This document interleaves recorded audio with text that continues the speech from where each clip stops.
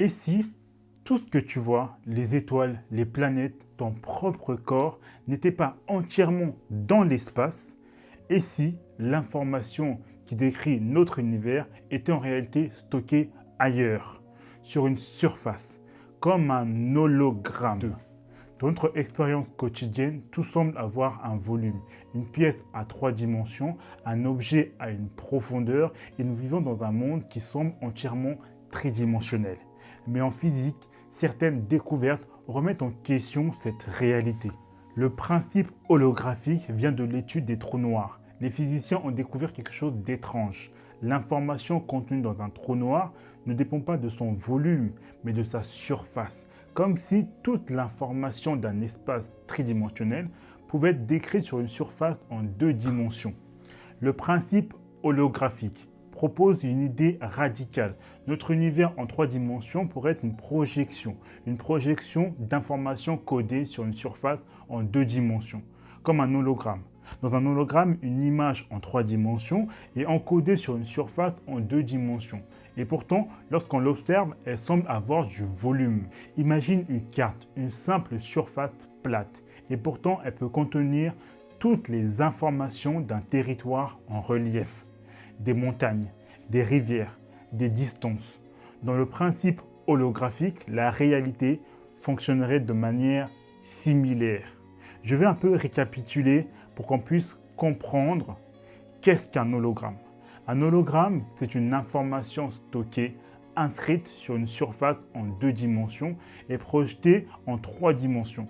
Comme si on vous demandait de décrire votre table de chevet en 2 dimensions, c'est-à-dire des angles, des distances, en fait, tout ce qui traduit votre table de chevet. Et ensuite, on prend toutes ces informations-là, on les projette sur une surface en 3 dimensions.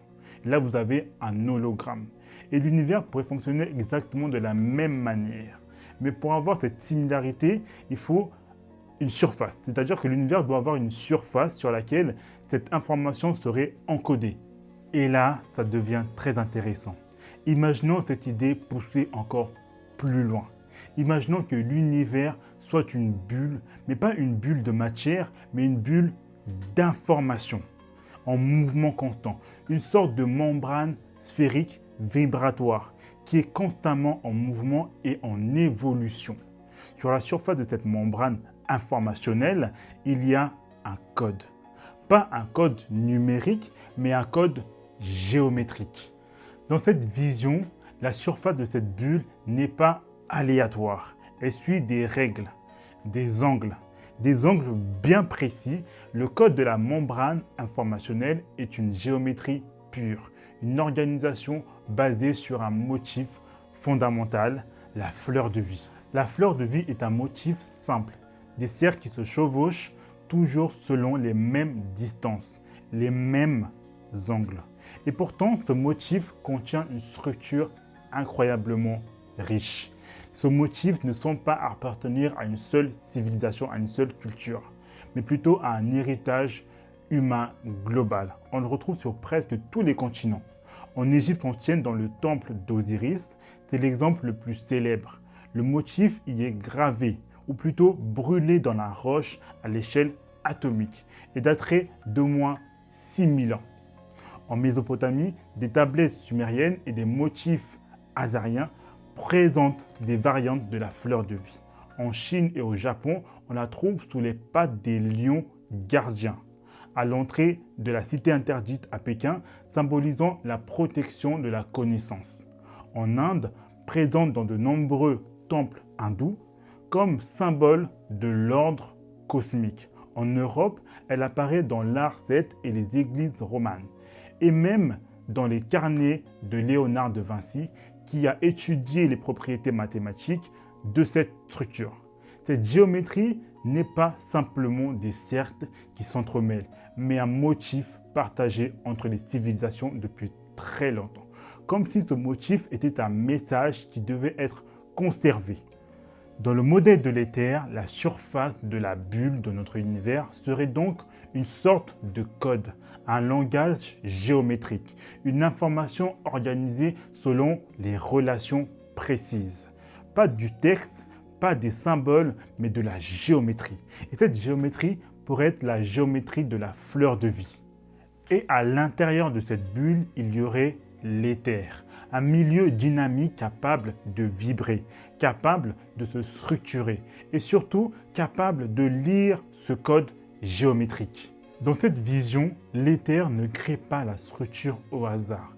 Il suit l'information géométrique qui est inscrite sur la surface de la bulle de notre univers. C'est-à-dire qu'il faut voir l'univers comme une membrane vibrante, une membrane en constant mouvement, et la surface de cette membrane est inscrite à un code géométrique. Ce code géométrique est la fleur de vie, et l'éther traduit le code géométrique de cette surface et la transforme en structure.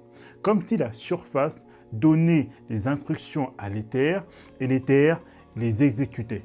L'éther se structure en fonction de l'information stockée sur la surface de la membrane de notre univers. Qu'est-ce qu'un hologramme dans ce cas de figure?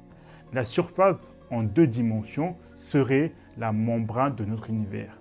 Sur cette surface, il est inscrit des contraintes géométriques, un code géométrique. Et l'éther jouerait le rôle de traducteur de ce code. Et donc l'univers serait holographique dans le sens où les parois de notre univers contiendraient un code géométrique et l'éther transforme ce code en structure pour donner toute notre réalité. Et cette structure pourrait être tétraédrique. Pourquoi? Parce que la géométrie de la surface l'impose. L'éther prend la forme des contraintes géométriques inscrites sur la surface de la membrane de notre univers. Il se structure selon les angles, selon les relations, selon le code géométrique, comme si la forme 3D était la conséquence directe du code 2D. On va développer ça plus en profondeur dans les vidéos suivantes. Qu'est-ce que la structure tétraédrique? On verra ça dans les vidéos qui vont suivre. Donc je vous invite à vous abonner pour ne pas rater cette prochaine vidéo.